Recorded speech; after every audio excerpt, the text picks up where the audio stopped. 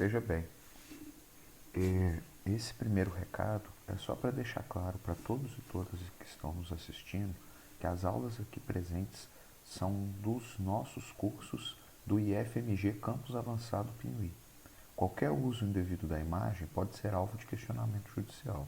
Então, dessa forma, assista, não tem problema algum em assistir, em aprender e compartilhar o conhecimento. Mas nada de utilização das imagens sem autorização prévia dos responsáveis, seja o professor, seja o Instituto Federal de Minas Gerais, Campus Avançado Pinuí. Beleza? A gente se vê ao longo desse curso e espero que seja proveitoso para todo mundo. Saudações a todos e todas. Seguindo então com a nossa disciplina, agora nós vamos falar sobre o meio aquático 2. Vamos falar sobre o comportamento de lagos, vamos falar sobre abastecimento, tratamento, conservação e reuso de água. Então vamos tratar sobre isso. Essa é uma aula longa, mas bastante importante para a nossa disciplina. Então primeiro vamos falar de lagos, gente. Quando a gente pensa em lago, o lago ele é muito distinto de rio. Primeiro, porque o regime de escoamento da água no lago é muito lento, é praticamente parado. Então, qualquer comportamento que você vai ter em relação à poluição é muito sensível. Então, uma sensibilidade dos lagos é muito grande à poluição. Então, pequenas quantidades de poluente são capazes de colocar um sistema ecológico de lagos em colapso. Então, a gente vai perceber ao longo dessa aula, né, nessa primeira parte que vamos falar de lagos, tanto essas diferenças que a gente vai ter no transporte quanto na degradação dos poluentes, sendo, portanto, muito mais grave e muito mais complexo do que rios. Então, a primeira coisa que a gente vai falar, quando a gente comenta agora sobre os lagos, é sobre o fenômeno da estratificação térmica. O que é a estratificação térmica? A estratificação térmica é quando você tem a variação da temperatura ao longo da profundidade. E isso acontece no lago. À medida que você vai ficando mais profundo no lago, à medida que vai aumentando a profundidade, vai modificando a temperatura. E isso afeta a densidade da água e cria sobreposições nas camadas de água. E essa sobreposição é como se a água não misturasse literalmente entre essas áreas, criando literalmente áreas diferentes dentro do lago. Então, a gente pegando aqui na imagem, ó, você tem o epilímnio, o metalímnio e o hipolímnio. Se a gente coloca aqui a relação com temperatura, olha aqui a média de temperaturas no epilímnio está na casa aqui dos 24, 25 graus. No metalímnio, você tem uma diminuição abrupta, olha aqui, que vem até uma variação de temperatura diminuindo, chegando até próxima de 5 graus, né? E aí você tem aqui o termoclima, né? Que é quando está chegando mais ou menos na metade do lago, né? E aí você vai, no lago não dá a temperatura, e depois você vai ter uma baixa, que é o hipolímnio, onde a temperatura é muito mais baixa. Então isso está uma relação também com a chegada de luz solar. Você tem luz solar somente na parte de cima do lago e depois vai ficando cada vez mais escuro. Então essa estratificação térmica é muito interessante da gente entender e muito importante de compreender, porque ela faz toda a diferença. Isso aqui, ó, quando a gente observa na imagem, você vai ter consequência. Primeiro, à medida que você aumenta a profundidade, você reduz a concentração de oxigênio. Então, a quantidade de organismos vivos nessas regiões tende a diminuir, criando uma fauna e uma flora próprias, principalmente fauna própria, que só sobrevive nessas condições extremas de temperatura, né? Basta a gente pensar nos animais marinhos que vivem nas zonas mais profundas do oceano, né? Nas fossas abissais, que alguns são muito similares, inclusive a animais pré-históricos. Então isso é importante da gente entender para perceber como tem diferença. E isso vai afetar, como eu disse, todos esses processos biológicos. E aí, a região do hipolímnio pode tornar-se inclusive anaeróbia, diminuindo ainda mais a quantidade de seres vivos para quase zero. E quando você tem a homogeneização do lago, pode ter a morte de organismos aeróbios, porque você pode ter a chegada nessa região do hipolímnio onde não tem oxigênio disponível para a sobrevivência dessa fauna e dessa flora, né? Então isso é muito importante de ser entendido. E quando a gente fala em ecologia de lagos, a gente precisa entender esse fenômeno da estratificação. Além disso, a gente tem um outro processo importante, que é a eutrofização. Então, além desse processo que a gente viu de estratificação, a gente tem a eutrofização. Na eutrofização, a gente tem, então, um processo que vai ser associado ao aumento de concentração de nutrientes. Então, concentração de nutrientes, especialmente fosfatos, né, organismos, nutrientes oriundos de atividade humana, né, atividades antrópicas, que vão levar esses nutrientes, então, para os corpos d'água e vão deixar o corpo d'água numa situação complicada. Por que vai ficar numa situação complicada? Porque vai aumentar muito a quantidade de nutrientes e vai modificar a produção biológica. Então vai começar a proliferação de algas, outras plantas aquáticas também, mas principalmente alga. E aí o que vai acontecer? Você vai ter uma modificação em todo o processo de sucessão ecológica. Por quê? Porque você vai modificar a estrutura, você vai modificar a disponibilidade de nutrientes, a disponibilidade de oxigênio e vai criar uma camada de algas. Igual a gente está vendo aqui, ó, exemplos de eutrofização, por causa de microcistes, cianobactérias e diatomáceas. Aqui o fenômeno do bloom de algas, né, o fenômeno da maré vermelha. Então isso aqui está relacionado ao excesso de algas presentes em um lago estratificado, né? Num lago eutroficado, aliás. Então a gente tem que estar atento a isso, que dá essa coloração por conta do excesso de algas. E o que pode levar à eutrofização? Os despejos industriais chegam nessa região, aí a troca com a atmosfera vai influenciar na migração, vão ficar esses animais na água subterrânea, vai modificar a cadeia alimentar, né? E você pode ter uma ressuspensão dos sedimentos. Então, além de ter uma grande produção de algas aqui em cima, você tem uma concentração de sedimentos no fundo desse lago. E aí, como consequência, a gente vai ver a lógica aqui, a gente vai ter condições anaeróbias, predomínio de bactérias e morte de animais e plantas, especialmente animais. Então, o excesso de nutrientes leva ao aumento da biomassa. Esse aumento da biomassa vai reduzir a aeração nos níveis inferiores, então os níveis inferiores começam a ter uma quantidade muito mais baixa de oxigênio e começa a morte de organismos sensíveis. Às vezes a gente vê do nada, um lago, uma determinada região, começa a ter uma quantidade grande de morte de peixes e outros animais. Isso uma das causas que pode acontecer é o fenômeno da eutrofização, pelo excesso de nutrientes, especialmente poluentes oriundos de esgoto, né?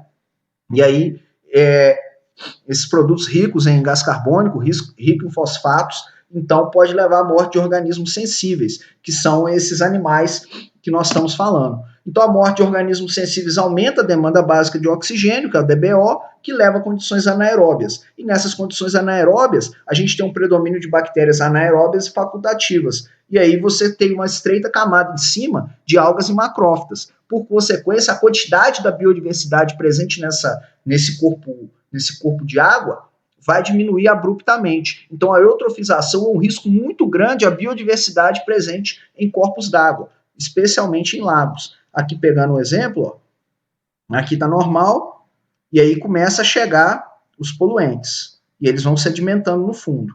Vai sedimentando no fundo, vai aumentando aqui no fundo, e vai criando a camada aqui de algas e macrófitas, até que essa quantidade de algas e macrófitas já começa a fazer o ciclo do nitrogênio, do carbono, do próprio oxigênio aqui em cima, e as condições ficam anaeróbias com o aumento da sedimentação, o que leva à morte da fauna, né, especialmente de peixes e outros organismos mais sensíveis. Então, é muito sério o fenômeno da eutrofização, porque pode levar à morte de muitos animais, né, que estão ali presentes, né, entre outros organismos vivos. Então, o que é importante a gente compreender? É importante a gente compreender medidas de controle da eutrofização. Primeiro, o óbvio, redução da carga de nutrientes que são lançados nos corpos d'água. Então tem que fazer o tratamento desses nutrientes, tratamento de esgoto, por exemplo, é uma das formas, diminuição do uso de fertilizantes, a recomposição da mata ciliar, que é muito importante, igual a gente estudou na aula passada, as matas ripárias, a importância para o microclima e para manutenção da qualidade do rio, né? A drenagem urbana e dos campos agrícolas, para diminuição da quantidade de fosfatos e de outros pesticidas que podem estar chegando no corpo hídrico e contribuindo para esse fenômeno de eutrofização, né? E remoção da biomassa vegetal dos corpos d'água eutrofizados, que é o quê? A retirada manual mesmo dessas algas e macrófitas que estão por cima desses lagos, causando esse fenômeno de eutrofização e levando à morte de muita da biodiversidade ali presente. Além disso, nós vamos falar também, falamos aqui rapidamente de lagos, né, de ecossistemas de lagos e lagoas. Agora nós vamos falar sobre abastecimento de água, porque tem uma relação muito direta, já que para combater o fenômeno da eutrofização, a gente precisa de tratamento de água, tratamento de esgoto. Então agora nós vamos falar sobre condições de abastecimento de água, que é muito importante, pegando alguns exemplos de São Paulo. Então, qual que é o objetivo do abastecimento de água, gente? O abastecimento de água ele tem um objetivo, claro, garantir requisito de qualidade para quem está tendo acesso a ele. E por que isso acontece? Porque nem sempre a água que é disponível ela tem uma qualidade adequada.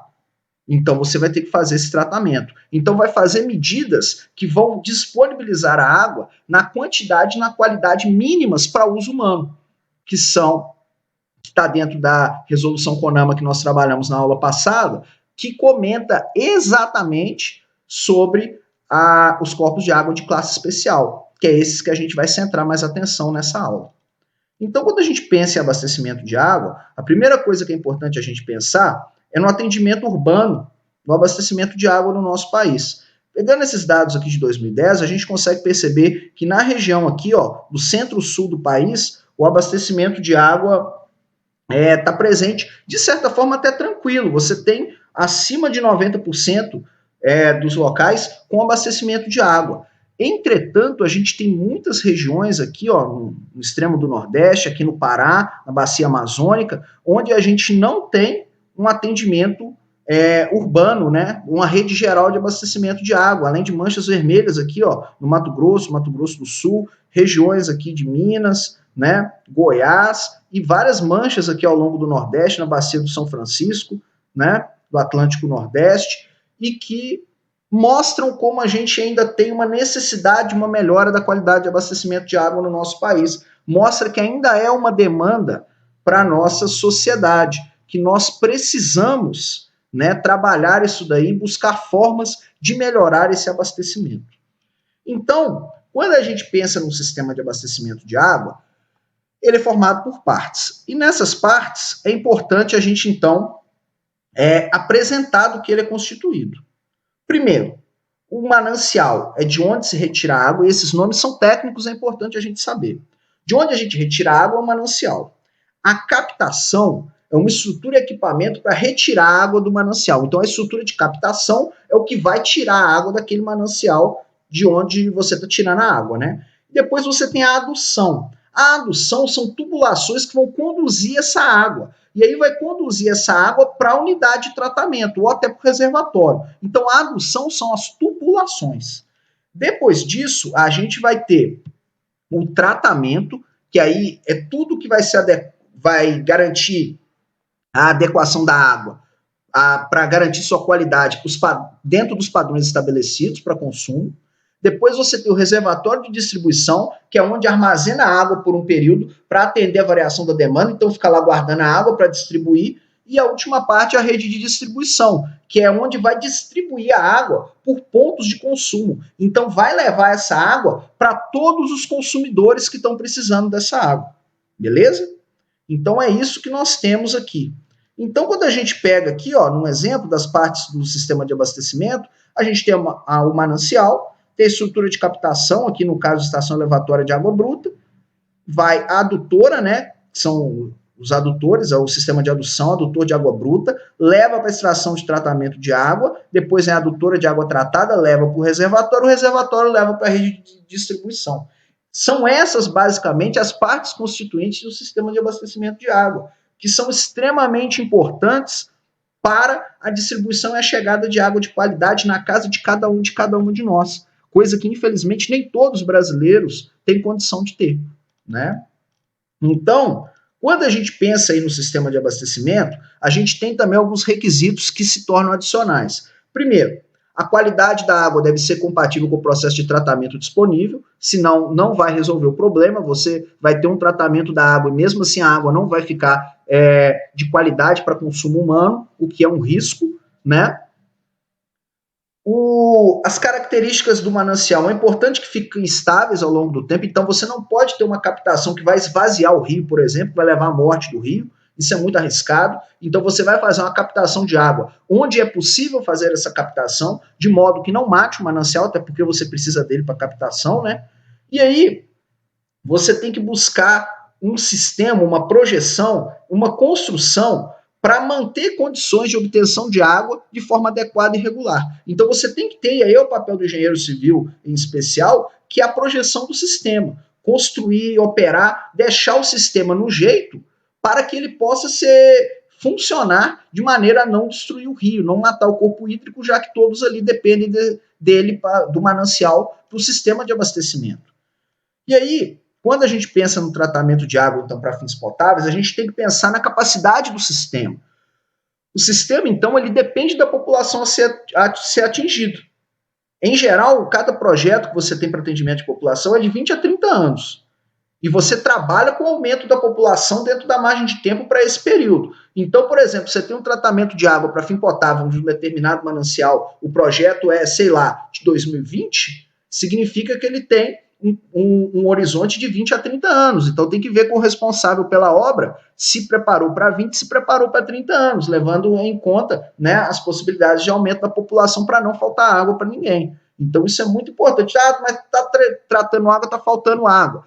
Possivelmente essa capacidade do sistema já foi superada. Ele foi prevista para, sei lá, 30 anos e já passou mais de 30 anos. Houve aumento da população, aumento de residências, aumento de necessidade de água tratada e não houve uma adequação do sistema de tratamento de água. Então, possivelmente está faltando água. Isso é um dos motivos que acontece. Você tem sistemas que são mais antigos e não dão conta da demanda de crescimento populacional que a gente tem num determinado período, né? Essa implantação do sistema também pode se dar em etapas, né? E aí você pode ter as etapas de construção até o projeto final. E a capacidade da estação tem que levar em conta, como eu já disse, o principal, a população, o consumo médio de água por pessoa e as variações sazonais de consumo, que variam também de área para área. Alguns exemplos que a gente tem aqui, ó, consumo de água para atividade de bebida, 2,5 litros por habitante dia. Numa fábrica de papel de 400 a 600 litros por quilo de papel. Então, esse consumo de água para atividade também tem que ser pensado. Atividades minerárias, por exemplo, que a gente não colocou aqui, né, que não tem no material, mas que são, por exemplo, que tem um grande consumo de água, por exemplo, durante o seu processo de beneficiamento mineral. Aqui, pegando mais exemplos, ó, a variação do consumo de água ao longo do ano, né, como que tem esse consumo, não é um Q constante, né? Você tem o Q médio, mas você tem uma variação ao longo do ano, e aqui também a variação ao longo do dia, não é uniforme a quantidade ao longo do dia. Você tem horários com maior consumo de água e horários, em geral, da noite, né, da madrugada, quando a população, a maior parte, está dormindo, que você tem uma diminuição do consumo de água diário, né? E agora a gente vai falar sobre os sistemas de tratamento. Os sistemas de tratamento, então, a primeira coisa é que vai depender do tipo de manancial selecionado e também da qualidade da água. Tem que lembrar que a qualidade da água é fundamental para que o sistema de tratamento utilizado possa ser útil, senão perde a utilidade. Então, no caso da água subterrânea, você tem uma baixa concentração de sólido em suspensão, você tem que trabalhar com isso. Tem presença de gases dissolvidos, tem metais dissolvidos como ferro, especialmente regiões que são ricas em mineração de ferro, tem muito ferro, obviamente, nessas águas subterrâneas. Agora, se você vai trabalhar com água superficial de rios e lagos, você tem uma maior concentração de sólidos em suspensão, então tem que ter um gradeamento para segurar esses sólidos que tendem a chegar na região, e aí você tem uma baixa concentração de gases dissolvidos. Então veja que é o contrário. Então, prefere-se o sistema de tratamento para água superficial. Ele acaba sendo mais fácil, né, e mais barato de trabalhar, inclusive que a água salobra ou salina, que trabalha com concentração de sais dissolvidos, né? Que é mais caro, tem alguns tratamentos iônicos e tudo mais, que são bem mais caros para colocar água salobra para qualidade, para consumo humano, com a retirada do sal. Então, no tratamento convencional, você tem uma combinação de processos, né, de operações que você vai ter. Então, você tem, no caso da água subterrânea, o primeiro passo é a aeração. Se não é o caso, aí você tem a captação. Aí tem a coagulação e a floculação, depois a sedimentação e decantação, a filtração, depois a desinfecção, retirada, então, de possíveis patogênicos, né, que podem contaminar a água, a fluoretação com flúor e o controle de carbonatos para liberar para consumo humano. Então, em geral, essa é a combinação de processos que a gente tem para o tratamento convencional. E nesse tratamento convencional, a gente tem um esqueminha aqui para mostrar, a gente tem a captação da água, aí vem para aeração, pré-cloração, aqui no caso, a aeração se for água subterrânea, né? Aí tem a pré-cloração e vem para a caixa de areia. Faz uma filtragem, coloca os produtos químicos, vai para o tanque de mistura rápida. Vai para o floculador e flocula. Fica lá floculando, circulando, floculando, vai perdendo vários poluentes. Vem para o decantador, decanta e fica o lodo embaixo. Fica o que não precisa. Vai para a parte de cima, sai, vai para o filtro de dupla camada, de areia e antracito. Isso aqui é um dos exemplos que a gente tem de tratamento, viu, gente? Passa, então, nesse filtro de areia e antracito, vem para a adição de cloro na câmara de desinfecção. Então, aqui você tem a cloração da água. Depois, por último, você tem a fluoretação. Coloca principalmente flúor e carbonatos, então, na água, para deixá-la com quantidade, ajusta o pH e manda para o reservatório, e desse reservatório a água vai para a distribuição. Beleza? Esse é o esquema, basicamente, basicão, da maior parte, então, do tratamento convencional das estações de tratamento de água. Beleza? Aqui alguns exemplos, a estação de tratamento de água boa da Boa Vista, né? E aqui está Coquecetuba. Aqui 2 exemplos. Sistema Guarapiranga da Sabesp. Aqui pensando em São Paulo, né, você tem a disponibilidade de mananciais, aí tem a cantareira, a capacidade da estação, a produção bem alta, né, para atendimento da população. E aqui a gente tem até o Alto Tietê, a capacidade da estação acima da disponibilidade do manancial, né, e você tem uma quantidade que também se repete no Alto Cotia, mostrando como o aumento da população influencia diretamente no sistema de distribuição hídrica, que ajuda a explicar a falta de água em períodos de seca. Beleza? No caso do tratamento avançado, você vai usar tratamento, então, para remoção de contaminantes que o sistema convencional não dá conta. Então, além do que o sistema convencional apresenta, o tratamento avançado, ele vai tentar resolver mais problemas. Então, ele está preparado para mais poluentes. Então, você tem o carvão ativado, que trabalha com remoção de compostos orgânicos, metais, até alguns gases dissolvidos na água. Você tem o separador por membranas, que aí vai remover substâncias que estão na forma coloidal dissolvidos na água. Então, a separação por membranas, por osmose ativada, são bem interessantes. E você tem a troca iônica, que remove íons específicos que estão dissolvidos na água. Aqui um exemplo de sistema de osmose reversa, né? Então, passa aqui as moléculas de água e fica nessa membrana os protozoários, bactérias, materiais orgânicos e inorgânicos dissolvidos, etc. Só que é muito mais caro um sistema desse de osmose reversa, né? Muito mais caro, mas que pode ser necessário quando a qualidade da água está num nível muito alto de contaminantes, né? E agora nós vamos falar do tratamento de esgotos, gente. E no tratamento de esgotos, antes de tudo é importante a gente definir o que é esgoto. Esgoto são os despejos resultantes do uso da água. Então esses despejos de quando você usou a água, a gente denomina de esgoto. E esse esgoto pode ser o esgoto doméstico ou efluente industrial. O doméstico é o que vem das nossas residências, vem das edificações comerciais. E aí é o quê? Água de banho, urina e fezes, resto de alimento, detergente, gorduras, etc., que é o que a gente despeja e acaba indo para o esgoto no ralo, né? O ralo do banheiro, a descarga do banheiro, na pia da cozinha. Esses são os efluentes domésticos, né, os esgotos domésticos. E a gente tem os industriais, que são aqueles oriundos do processo industrial que tem uma composição variável, que vai variar de acordo com o processo que está sendo feito nessa região. Então, você tem que ver o que está acontecendo nessa indústria para saber a característica desse efluente industrial, certo? Então, atenção nisso daí. E quando a gente pega aqui o sistema, então, de esgotamento, você tem os coletores, né, que são os coletores residenciais ou prediais dos prédios, né? Tem os coletores secundários e o coletor tronco. Nós vamos mostrar numa imagem o que é cada um deles. Depois tem os interceptores, os emissários, as estações elevatórias e a estação de tratamento de esgoto propriamente dito. Então, essas são as partes constituintes do sistema de esgotamento sanitário, basicamente. Então, a gente tem aqui, ó, o coletor predial, que está aqui, ó, os prédios e residências. Aqui vem para o coletor secundário. Aí tem o coletor secundário, vem para o coletor principal, aqui o coletor principal, que chega aqui no interceptador, que vai para o emissário, que vai para a estação de tratamento de esgoto, para depois ir para o corpo d'água. Beleza? Aqui é a representação do sistema de coleta e transporte de esgotos. A coleta de esgotos, gente, se a gente pensa em nível de país, a situação é muito mais difícil, por exemplo, do que a quantidade disponível de distribuição de água residencial. Né? Agora a gente vê como o mapa, só na região sudeste, basicamente, a gente tem um azulzinho aqui.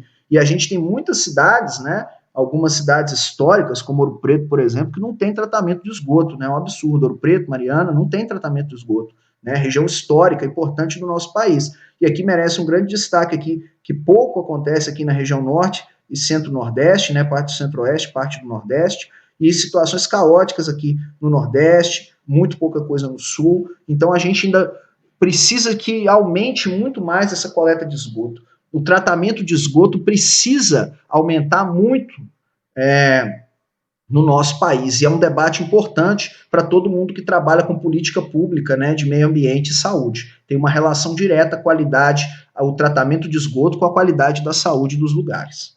Voltando então para a nossa disciplina, né, a parte específica ambiental, no tratamento então dos esgotos domésticos, a gente enxerga que eles são os principais poluentes, né, que a gente tem. Por quê? Porque tem substância que consome oxigênio, tem organismo patogênico, tem verme, tem o excesso de nutrientes que pode causar eutrofização da água, que é bem óbvio para todo mundo. Então, a ideia do processo de tratamento é fazer um processo natural de autodepuração. A gente vai otimizar o processo de autodepuração do corpo d'água. É isso que é o tratamento de esgoto doméstico. É a autodepuração do corpo d'água de forma que garante que seja mais rápido, mais otimizado, para que ele seja capaz de autodepurar e dissolver esses poluentes. Então, detritos, materiais flutuantes precisam ser removidos. Então, o primeiro passo que a gente tem é o tratamento preliminar. O tratamento preliminar, então, gente, é quando a gente faz a remoção dos sólidos grosseiros. Pedaço de pneu, garrafa, essas coisas. E substâncias também que podem danificar e comprometer a operação dos componentes da estação. Então, metal, coisas que estão ali presentes, né? Algumas coisas flutuando, outras no sofá, esse tipo de coisa bizarra que acontece a gente ver no Rio, precisam ser retirados ao tratamento preliminar. Depois a gente tem o tratamento primário. No tratamento primário, a gente tem um processo físico, né, para separação de partículas de suspensão. E aí, você tem com o processo utilizado para tratamento, você vai condicionar o lodo gerado. Depois do condicionamento desse lodo gerado, o tratamento primário, você tem o tratamento secundário, que vai degradar a matéria orgânica presente no esgoto. E depois você tem o tratamento terciário, avançado, né, que é a remoção dos contaminantes que os sistemas anteriores não foram capazes de retirar, como substâncias tóxicas, né, e o excesso de nutrientes, de fosfatos, né, de substâncias orgânicas presentes nos esgotos, né, que podem levar à eutrofização e contaminação dessa água. Beleza? Resumindo, é basicamente assim. Então, a gente vendo aqui a representação do processo de tratamento, a gente tem a câmara de chegada dos esgotos, aí tem o gradeamento, né, e vem para a caixa de areia. Então, areia para dispersão. Filtrou nessa areia, vem para o decantador primário, o lodo desce, depois eu vou falar do lodo. Vem para o reator biológico, aí aqui por aeração, você tem retorno desse lodo que vem aqui, ó, volta para cá, faz então esse reator etiológico, né, com ar aqui por aeração, vem para o decantador secundário, o lodo desce, volta para cá, um tanto vai para a câmara de mistura de lodos. Passou no decantador secundário, vem para a adição de cloro, câmara de desinfecção, efluente tratado. Então volta para o meio ambiente. Aqui na câmara de lodos, o que a gente tem? Chegou esse lodo aqui, chegou lodo, vem aqui para o efluente decantado. Aqui é o espessador de lodo. O lodo, então, espessado, vem aqui para o digestor anaeróbio, no caso de uma estação anaeróbia. Aqui tem saída de gás metano, pode ser utilizado como gás, manda para o filtro prensa, e aqui o lodo desidratado é liberado. Certinho? Então, basicamente, aqui uma estação de tratamento anaeróbio de esgoto, que a gente tem como um dos exemplos do processo, então, de tratamento de esgotos. Então, aqui um exemplo, né? A vista aérea da estação de tratamento de esgotos de Barueri, né? Bem grande aqui. Agora uma imagem do tratamento de esgotos do ABC, né? Com esse mundaréu de pessoas aqui. Aqui a estação de tratamento de esgotos do Parque Novo Mundo. aqui do São Miguel, aqui dos tratamentos de esgotos em Suzano, e aí a gente vê o tratamento de esgotos do projeto Tietê, né? A capacidade do projeto e a vazão atual, né? Que a gente consegue perceber que é bem alta a capacidade e a vazão. Ainda aguenta mais um pouco, vamos dizer assim. Mas a gente tem um crescimento de população ainda alto, né? A gente viu na nossa primeira aula teórica, né? Que a gente percebeu como a população de humanos no planeta ainda segue crescendo, então vai chegar uma hora que a capacidade do projeto aqui, do projeto Tietê, não vai dar conta do tratamento de esgoto disponível hoje. A condição, então, para 2025, a demanda de água prevista na casa de 81 metros cúbicos por segundo, a disponibilização inferida 83,4 metros cúbicos por segundo, o déficit em relação a 2004 é de 17,3 metros cúbicos por segundo, e aí a gente tem um gerador de esgotos de 55,1 metros cúbicos por segundo, uma capacidade de tratamento de 18 e o índice de tratamento de 32,7%. Ainda é muito pouco, né, gente? E a consequência disso é contaminação de mananciais e redução de disponibilidade de água na região, o que é um problema, né? Que a gente tem que levar em conta essa dificuldade ainda.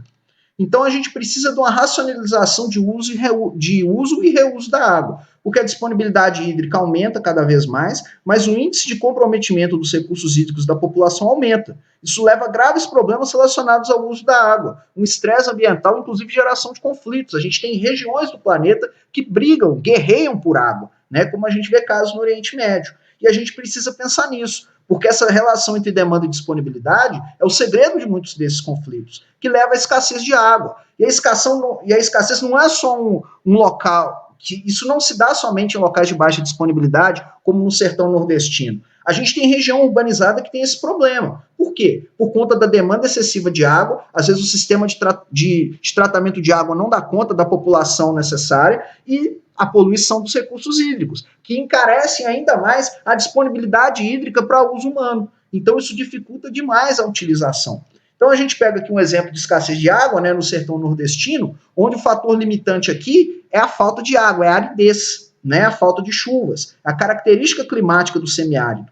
Agora, em áreas como centros urbanos, a escassez tem uma relação direta com a demanda excessiva e a poluição de corpos d'água, e isso precisa ser controlado. Porque se a gente pega a distribuição da população e a disponibilidade hídrica por região, a gente vai ver que aqui no Sudeste a gente tem uma demanda muito maior que a disponibilidade, coisa que se repete no Nordeste. Aqui no Nordeste tem que levar em conta a característica climática e que se repete também no Sul. Ao contrário do Norte e do Centro-Oeste, que a população é menor. Então nós precisamos que tenham políticas públicas e ações nossas no dia a dia para melhorar essa disponibilidade hídrica e a diminuição da poluição desses corpos hídricos. Se a gente pega aqui a relação entre demanda e disponibilidade, a gente pega aqui a bacia amazônica, não é problema, aí chega aqui no São Francisco já começa a ser, aqui no Sul a gente tem problemas e no Nordeste o problema, né?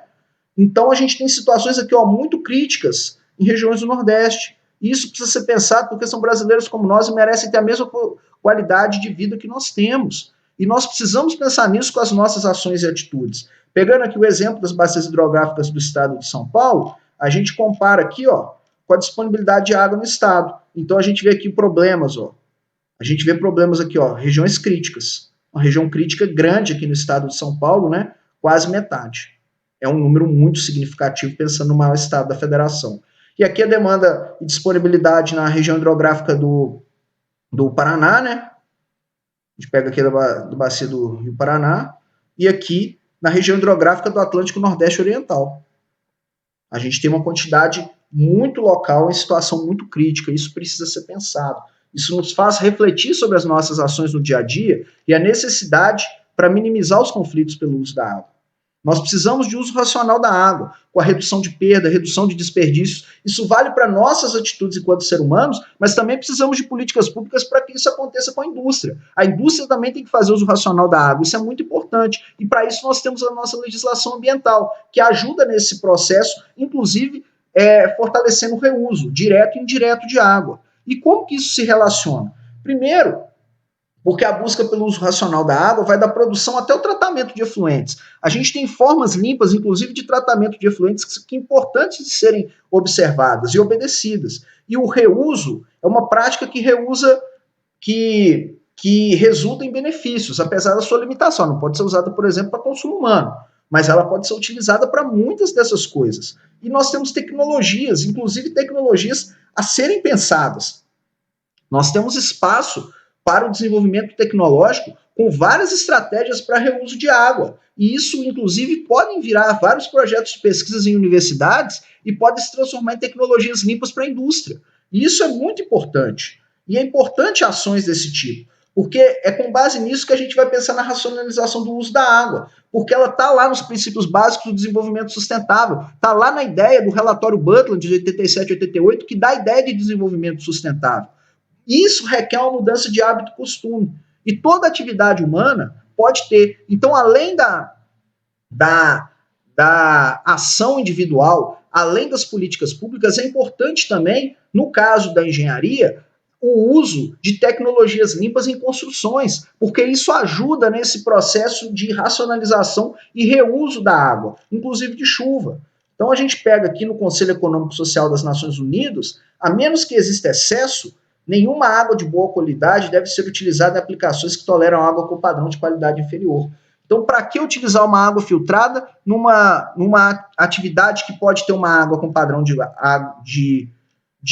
qualidade inferior? E aí a gente pode pensar, aplicações que a água utilizada tolera um grau de qualidade inferior. E a gente precisa de tecnologias para que isso possa acontecer. Lavagem de piso e rua, não precisa de uma água que sai da torneira necessariamente. Pode ser uma água de reuso, descarga de sanitário, pode ser água oriunda de efluente, de reuso de efluente. Irrigação de área verde, não de área para alimentação, obviamente. Processo industrial, combate a incêndio, paisagismo. Tudo isso são áreas que a gente pode pensar no reuso da água. E é importante a engenharia trabalhar com obras desse tipo, que trabalhem com reuso. Isso é um diferencial de mercado muito importante, pensando nisso daí. E é com base nisso que a gente tem essa ideia aqui de formas potenciais para reuso de água. Então, o esgoto doméstico pode ser utilizado, tratado, obviamente, para aquicultura, recreação, uso urbano, agricultura, indústria, recarga de aquífero. No caso do uso urbano, a potável para consumo humano e a não potável para outros casos. Aqui na recreação para natação, pesca, esportes náuticos, né? Na agricultura para dessedentação de animais, pomares e vinhas, forrageamento e fibra, cultura industrial, cultura ingerida crua. Então você tem vários tipos de efluentes que podem ser tratados e reutilizados, diminuindo a necessidade da água totalmente potável, que é essa água para consumo humano. É possível a gente pensar em saídas para a diminuição do consumo dessa água. E a aplicação da prática do reuso, então, ela deve ser planejada. A água de reuso deve atender a requisitos de qualidade, para que você, e aí obedece lá a resolução CONAMA que nós já vimos, né? Nós vimos na aula passada. E no caso do esgoto tratado, pensar em barreiras, né, para proteção de saúde. Mas não significa que a água do vaso, por exemplo, precisa ser filtrada, não tem a menor necessidade disso, pode perfeitamente ser utilizado a utilização de reuso de efluente doméstico, né? E aí a gente precisa pensar em tudo isso, porque esse é o nosso desafio. O nosso desafio é transformar a prática do reuso em uma prática cada vez mais utilizada no nosso dia a dia, né? Contribuindo, assim, para a utilização responsável da água. Por último, para a gente concluir, fica uma dica aqui, quem quiser se aprofundar mais nessa temática sobre o meio aquático, né, sobre tratamento de água, a gente tem aqui a norma brasileira, né, sobre água de chuva, aproveitamento de coberturas e áreas urbanas, só procurar, né, que é NBR 15527, manual de orientações para o setor industrial aqui da Fiesp, a gente tem o manual de conservação de reuso de água da indústria, conservação e água de edificações, entre vários outros materiais. Beleza? Espero que tenha sido proveitoso, a gente se vê na próxima aula. Tchau, tchau.